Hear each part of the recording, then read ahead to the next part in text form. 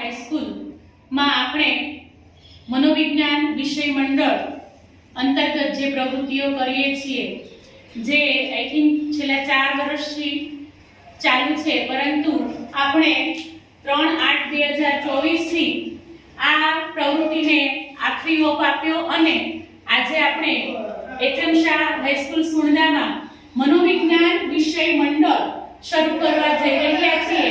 એનો અર્થ છે કે મનોવિજ્ઞાન વિષયમાં થતી વર્ગખંડમાં થતી પ્રવૃત્તિઓ એને વિદ્યાર્થીઓ થકી આપણે એક મનોવિજ્ઞાનની લેબોરેટરી લેબ જેને કહી શકીએ એનું ઉદ્ઘાટન આપણે આજે કર્યું છે. આપણા ગામના સરપંચ શ્રી, આપણી શાળાના આચાર્ય રઘુવીર કદમસિંહ ગોહિલ સાહેબ, શાળાના અન્ય શિક્ષકો અને વહાલા વિદ્યાર્થીઓ મનોવિજ્ઞાન વિષયમાં ઊંડાણપૂર્વક રસ, રુચિ, અભિરુચિ વધે અને વિદ્યાર્થી આ વિષયમાં વધુને વધુ આગળ વધે એ માટે મારું આ એક અનોખું પગલું છે.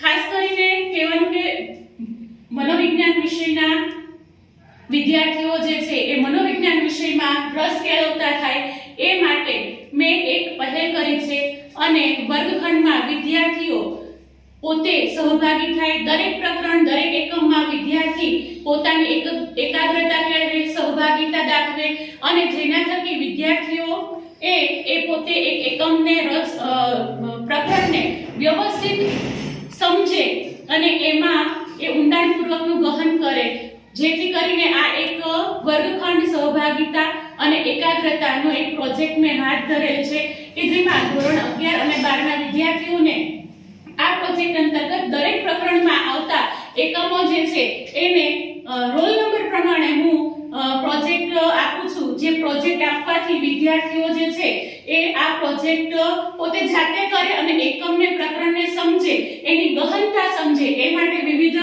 પ્રવૃત્તિઓ આ મનોવિજ્ઞાન વિષય મંડળ કરે છે. વર્ષ દરમિયાન અમે ઘણી બધી પ્રવૃત્તિઓ પણ કરી છે. મનોવિજ્ઞાન દિવસો, મનોચિકિત્સકોના જન્મજયંતિની ઉજવણીઓ સાથે જે પણ નવા કાર્યક્રમો આવતા હોય એ સાથે વર્ગખંડમાં મેં શબ્દકોશની સમજ, મનોવિજ્ઞાન શબ્દકોશની સમજ આપી છે. સાથે વિવિધ મનોચિકિત્સકોની ઓળખાણ, જેમ કે અહીંયા એક ચાર્ટ સ્વરૂપે વિદ્યાર્થીઓ દ્વારા કરેલું છે કે મનોવિજ્ઞાન વિષયમાં પ્રદાન આપનાર વિવિધ મનોવૈજ્ઞાનિકો, એને અહીંયા ચાર્ટ દ્વારા સમજાવવામાં આવ્યા છે કે જેથી વિદ્યાર્થી પોતે જાતે જ એ મનોવૈજ્ઞાનિકને સમજે, એને ફેસ ટુ ફેસ જુએ, જેથી કરીને એનામાં એ વિષય પ્રત્યે થોડો રસ, જાગૃતિ આવે.